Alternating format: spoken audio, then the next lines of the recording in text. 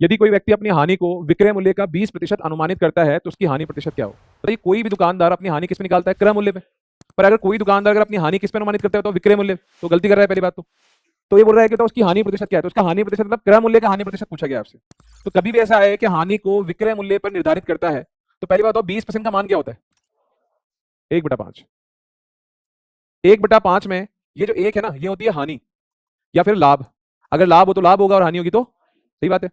पर चूंकि हम विक्रय मूल्य पर निकाल रहे हैं तो ये नीचे वाला जो हिस्सा होता है ये क्या हो गया? विक्रय मूल्य। वैसे ये नीचे वाला हिस्सा जो होता है वो क्या होता है? क्रय मूल्य। पर चूंकि ये खुद ही बोल रहा है कि एक आदमी अपनी हानि को विक्रय मूल्य का 20% निर्धारित करता है, इसका मतलब जो 1/5 है उसमें से एक तो हानि है और 5 क्या है बताओ? विक्रय मूल्य।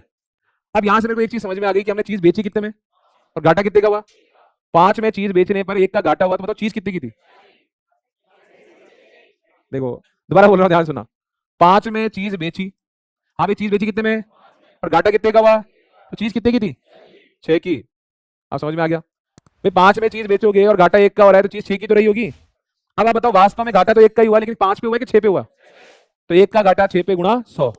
तो अगर आपको क्रय मूल्य पर प्रतिशत हानि निकालनी है तो आपका आंसर आएगा 1 की हानि हुई किस पे? 6 पे, और गुणा कितना? 100।